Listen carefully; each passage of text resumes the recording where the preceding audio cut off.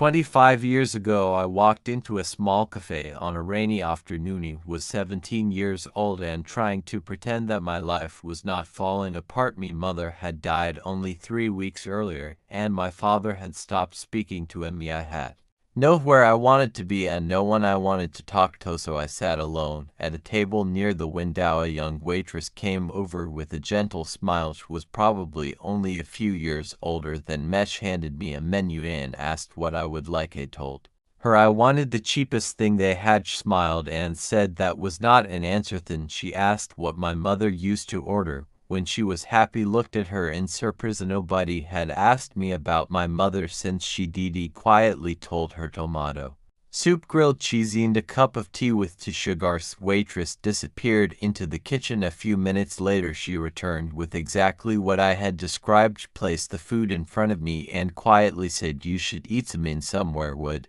want you." Toy started crying. She did not ask questions, she simply sat across from me for a few minutes. Before I left, she wrote something on a small piece of paper. She told me that bad days were not the same thing as badly. Bessie kept that piece of paper for years, but life moved on. He left the town, he went to university, found work, he got married, and eventually I became a father myself. 25 years passed. Then one winter evening I returned to that same town. He was visiting because my father had died. After the funeral, I found myself standing outside the old cafe. The sign had changed. The windows looked older, but something inside me told me to walk in. He sat at the same table near the window. Waitress approached. She was older. No, her hair was gray. Her face carried 25 years of life. She looked at me for several seconds, then she smiled. If I could say anything, she asked tomato soup, grilled cheese, and tea with 2 sugars. She could not breathe. She had remembered. After 25 years she had remembered my order, and somehow she had remembered me too.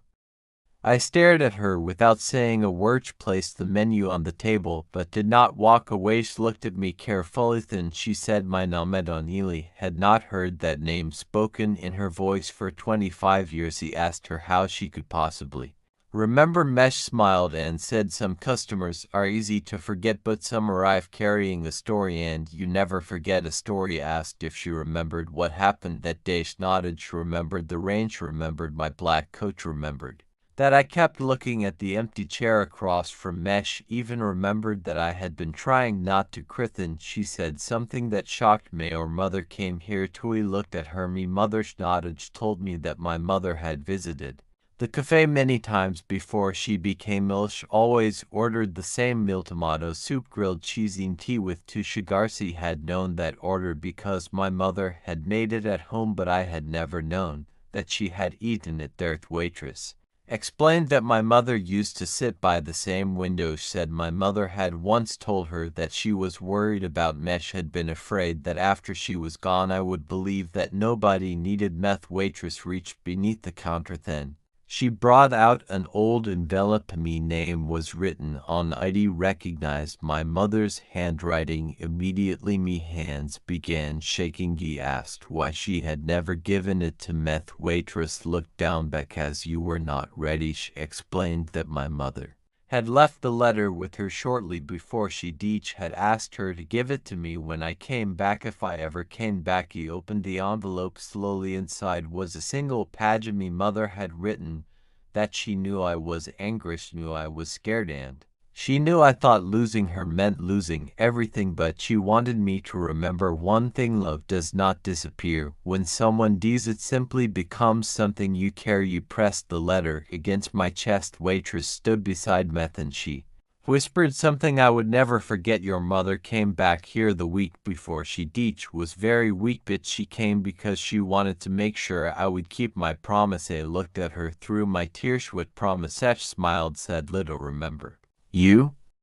For a long time neither of us spoke. He asked her what my mother had said that day. The waitress sat beside Mesh, told me that my mother had been frightened, not because she was dying, but because she did not know what would happen to me afterward. She said my mother had asked her to watch for me if I ever returned. The waitress had promised that she would remember my face, she would remember my order, and most importantly she would remind me that I had once been loved deeply. I began to cry again, but this Time the tears felt different. They were not only tears of grief, they were tears from finally understanding something. I had spent 25 years trying to understand. Me mother had not left me without a good biesh, had simply trusted a stranger to deliver it when I was strong enough to hear. I'd asked the waitress why she had kept the promise for so long. She looked toward the kitchen, then she told me that the cafe had nearly closed several times. She had lost friends, she had lost her husband, she had raised two children, she had watched the town change around her, but she had kept the envelope safe because promises. Maud already asked her name. She laughed softly. You never asked me. Thaddy smiled for the first time that evening. Then she told me her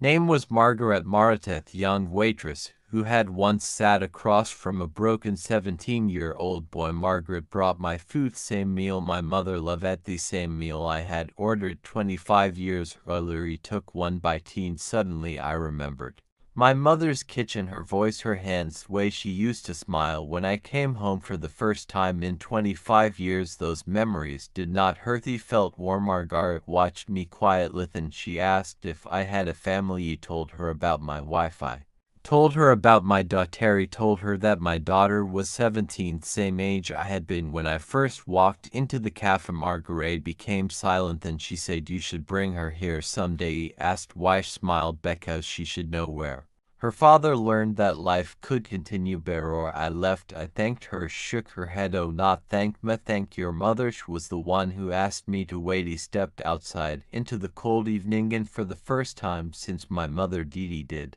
not feel like an abandoned son, he felt like someone who had finally come home. The next morning, I returned to the cafe. This time I brought my daughter. She was 17, exactly the age I had been 25 years earlier. When we walked inside, Margaret looked at her, then she looked at me, her eyes filled with tears. He introduced them. My daughter smiled politely. Margaret reached across the counter and held her hand, then she told her the story. She told her about a frightened young boy, a mother who was running out of time, and a promise made by a waitress who barely knew them.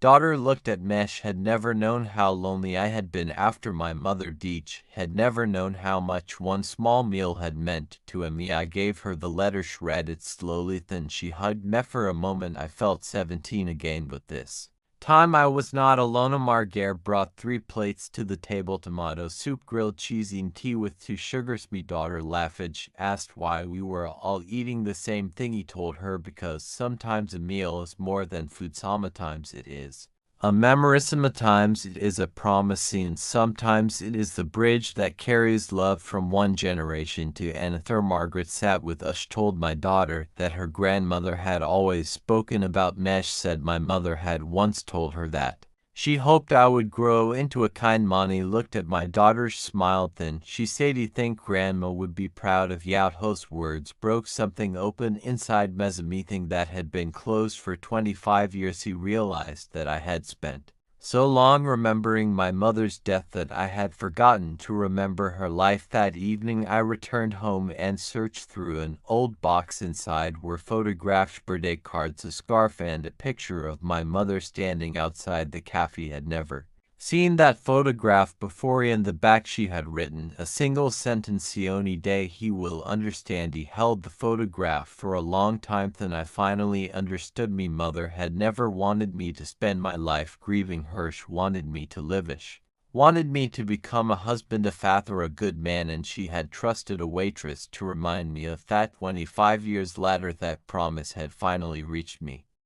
A week later, I went back to the cafe one last time. I wanted to say goodbye to Margaret, but when I arrived, I saw a small sign on the window. Reddermenter was leaving the cafe after 30 years. He found her sitting at the same table where my mother had once sat. He asked her what she would do. No, she smiled and said she wanted to travel. She wanted to see places she had only read about. She wanted to spend time with her grandchildren. She wanted to stop waiting for people who might never return. He laughed, then I realized she had been waiting for me for 25 years. I thanked her again. This time she allowed me. Before I left, she gave me something. It was the old piece of paper she had written for me when I was 17. Bad days are Not badly. Vesey had thought I lost it years ago. She had kept a copy. Looked at here. You remembered everything. She smiled at everything, just the things that might already hugged her. Then I walked toward the door. Before leaving, I turned around. Margaret was